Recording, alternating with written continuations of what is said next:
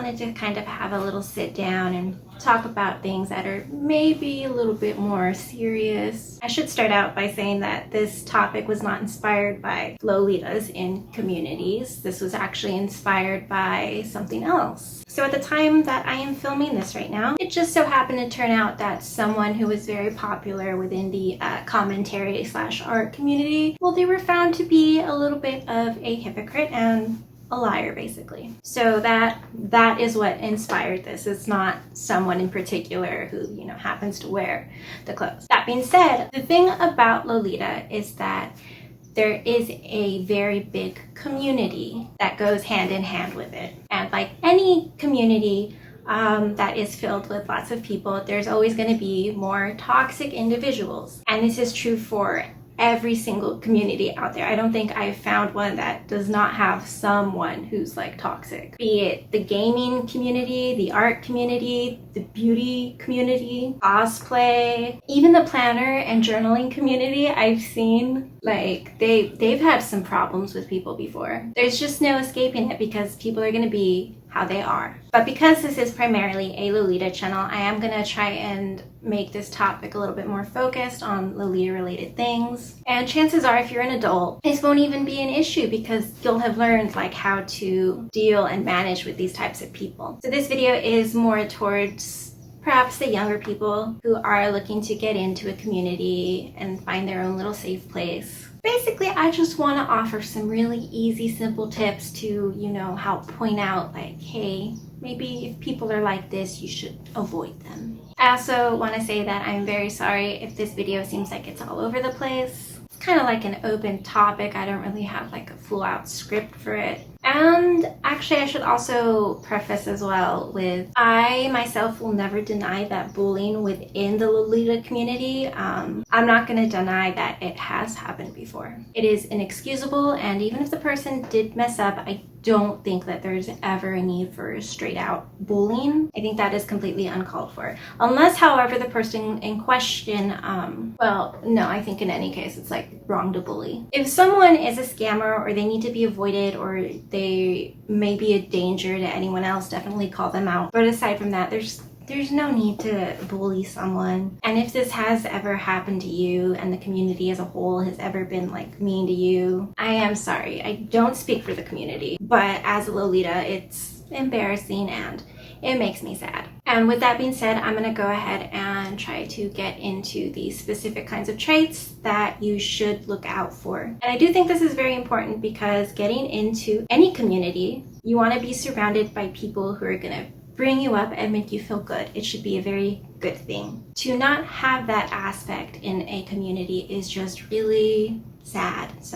And it only takes just a few people, maybe even one person, to ruin something for someone else. So right off the bat, I'm gonna say this. If your first interaction with someone involves them talking shit about someone else, 99% guaranteed they will talk shit about you behind your back and everyone else as well. It is very, very rare that there are exceptions to this. So just be mindful of that. But now that that tip is out of the way, I want to go into specific traits to look out for. And then I'm gonna go into detail with all of them and try to segue it into Lolita so that it makes sense for this channel. So a very important trait to look out for is someone who has a victim mentality. Again, I admit that bullying has happened before and it's wrong. But with that being said, if someone tells me that they refuse to be part of all communities within their area and all online related Lolita communities because the Lolitas within those groups were mean and refused to be their friend, I personally am going to take that as a red flag. And this doesn't necessarily mean that they're wrong, because there are two sides to this. Number one, it could just be that they happen to be a very reserved person. Maybe making friends is harder for them because they're more of a listener than a talker. Maybe they're a little bit more antisocial. Maybe they're more shy. They prefer to keep to themselves, and initiating contact can be really hard. And I understand this very well. And that sucks. But in that case, it's okay. Like, you'll get a pass for that. The other side to this, however, is let's say perhaps that you don't have those kinds of issues and you are an initiator. You are open and you are rather outspoken. And pretty much you have no issue jumping into conversation and trying to make friends. And in this case, I would ask you to maybe take a step back and really take a look in the mirror and ask yourself, is there perhaps any kind of common denominator? Maybe it just happens to be that you're too outspoken. Maybe you don't really let others talk. Maybe you're so entitled with your own opinion that without even knowing it, you invalidate anyone else's opinion and you just totally disregard anyone else who disagrees with what you have to say. If this is the case, then I'm going to say that you are in fact the problem, because the kind of person who constantly points their finger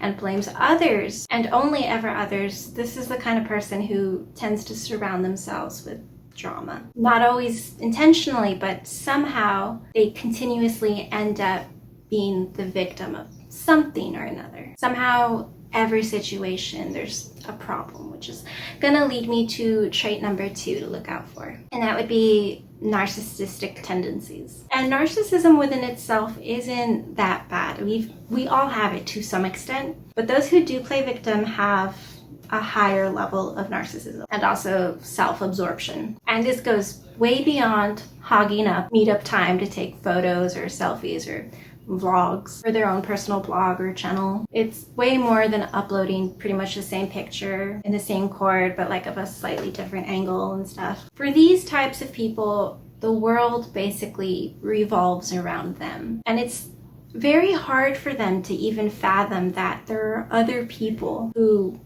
have problems or may even be worse off. It's always about them and what they're sensitive to. There is a very special level of entitlement here. And if you happen to sense that you're getting that kind of vibe from the person, please be wary, take it slow with them, just to see if there's any other hints that come afterwards. Because it may not seem like a big deal at first, but over time it becomes draining. And if you are friends with this kind of person, over time you may notice that perhaps they really only say negative things. So here I'm going to go ahead and try to relate this to Lolita in particular. I'm going to throw in another disclaimer. I am not hating on anyone in particular. I don't personally know anyone who acts this way. I'm basing this off of things that I've seen in other communities and trying to fit it in here. So please don't be offended if you think I might be talking about you.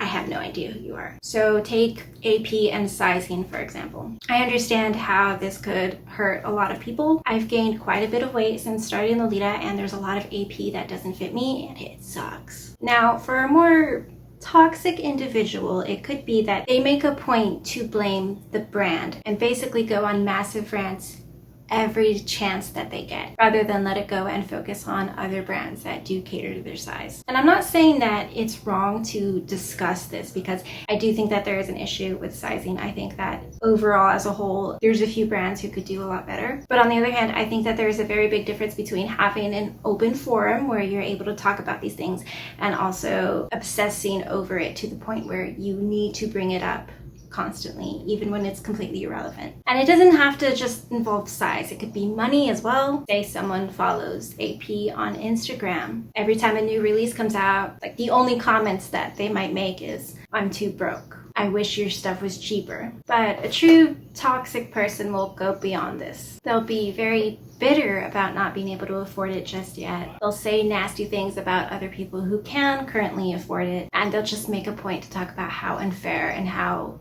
it should just be less expensive. For them, it doesn't really click that I'm pretty sure as Lolitas, we have all at some point struggled to buy stuff. Like, I am fairly certain that each and every one of us has had to work hard for our closet. So people who ask to just be given free things because they're entitled to it, like, no one is automatically owed this. No one is really owed anything. Well, that's not true. I do believe that everyone is owed a roof over their head and, meals to survive. But that's a whole other different topic. So anyway, so yeah, I do wish that it was as simple as just driving down to Walmart, getting stuff, taking it home, day of, and it's all good.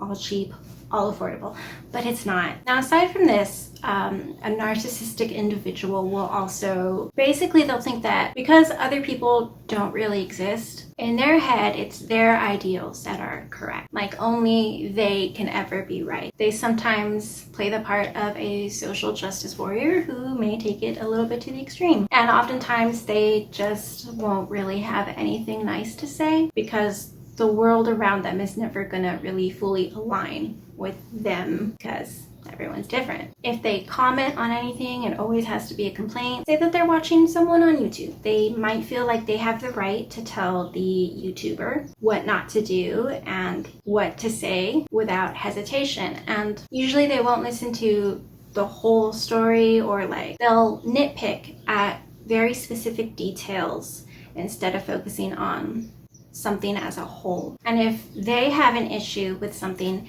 everyone else needs to abide by that because it's their own personal feelings on the line. And so what might happen if you try and call this person out, or maybe bring up that, you know, they're being a bit much? A toxic individual may respond with, you're too sensitive and you need thicker skin if you're gonna wear this fashion. And in this case, I will say they're not entirely wrong, because it is very hard to wear an outlandish fashion. You're gonna be judged and critiqued from strangers, maybe family, just pretty much anyone. Like when I put these videos up, I know I'm getting judged by people. Like, yo, your makeup is ugly, your wig is whack, the fuck is that cord, what even is that? But you know, it's whatevs. But that being said, as a friend, I would think that it's more important to be supportive, focus more on the positive and the building rather than just complaining and criticizing. Another example is this kind of person might say,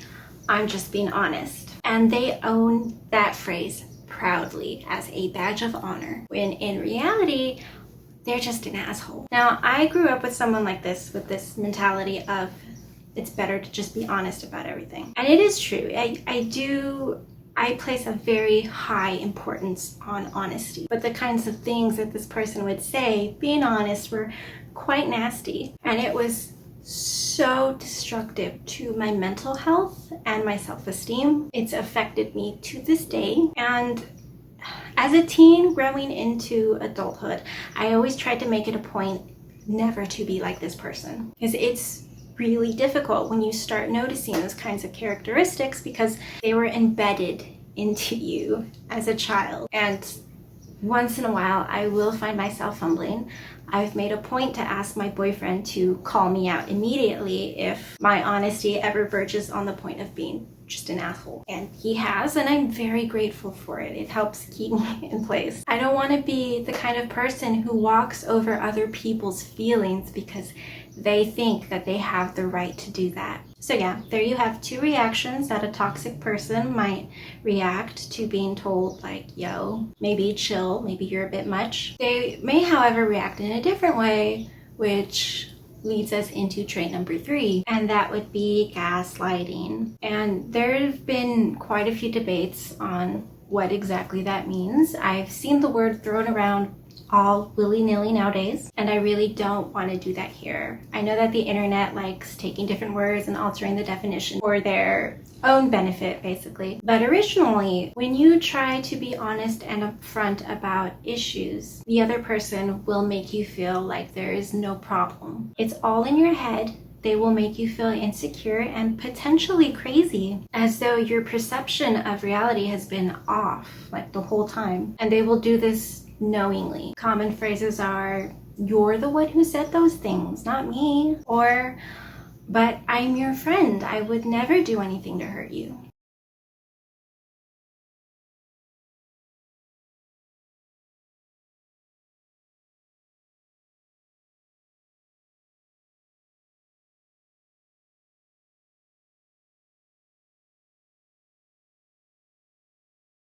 They perform mental gymnastics to get you to question your own feelings. And this is essentially a form of abuse. Now, I want to put another disclaimer. I'm not saying that there are several Lolitas out there like that. I mean, every Lolita that I've interacted with has been just really sweet. I'm just talking about communities as a whole. There's always going to be like someone to look out for. So if you're friends with someone and this type of situation is familiar to you, please just maybe take note, maybe ask yourself, is it worth it to have this friend in my life?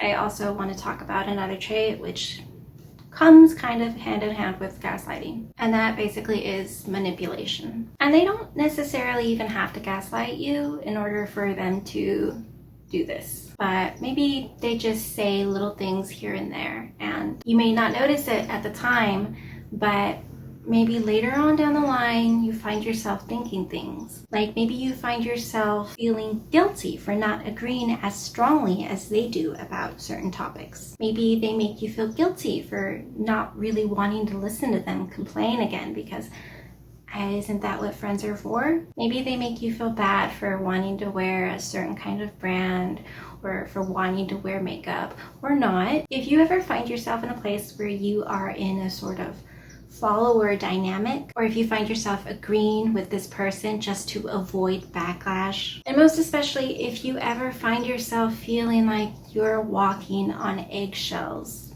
this person probably, not 100% of the time, but there is a chance that they may be a very toxic individual. And again, in this case, you really have to ask yourself, is it worth it? Are they actually benefiting you? Because good people and good relationships, it shouldn't be making others feel bad all the time. It should be building each other up, making each other laugh, having a good time, talking about your issues, but also genuinely wanting to hear about other people's problems. So before I end this, I want to talk about something else really quick, because this kind of individual who really struggles with their feelings and just being entitled and being in their own head, it could possibly be that they legitimately have some sort of mental disorder going on. I don't want to discount that. That being said, I will say that I have known people who have bipolar and BPD,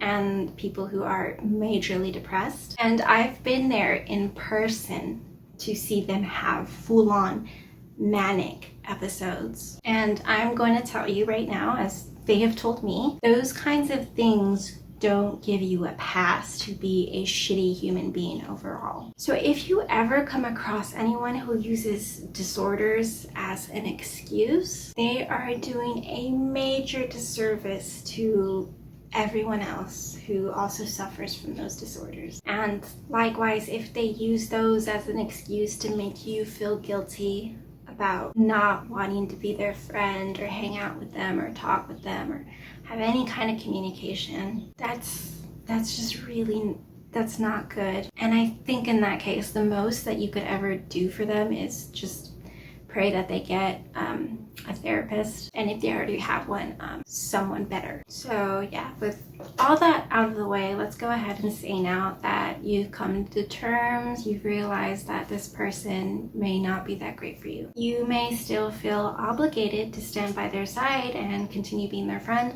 and that is entirely your prerogative, but it is okay to drop them. And I know for some people it is a lot easier. I know for me, I have zero problems dropping people. It's rare, but I have done it before. And I myself would much rather be alone than put myself in the position of just dealing with someone like that. Because I think what's either going to happen if you do stay is you're going to end up getting hurt, or you're going to end up jumping on the train along with them. If you find yourself in this position but you don't want to outright drop them or ghost them, it is okay to just take a step back and make some distance. Maybe keep private texts very minimal, keep your answers very short. If they ask, just tell them that you're busy and other stuff came up. The truth is that you don't really actually owe anyone an explanation for anything, but if it makes you feel better coming up with some excuse, that is okay. And again, if this is a truly toxic individual, they will likely make you feel guilty for not giving them enough of your time. And at this point, all you can really do is tell them sorry, or be honest with them. Or just tell them that you just really need time to yourself because you're going through some stuff. It can be really tricky, but it is also always okay to just hit that block button. Anyway, I'm sorry if this video was all over the place. I do think that most of the people who watch these videos are adults, and so likely this video would have been totally irrelevant because you will have already learned likely how to avoid these kinds of people and what signs to look for. But again, this is more for younglings trying to get into any community really. Or just some general life tips, because wherever you go, there's always going to be people out there like this. So, but anyway, I'll go ahead and end it there because I feel like this may be a long video. I'm not really sure yet. That being said, thanks for watching if you watched, and I will see you next time. Bye.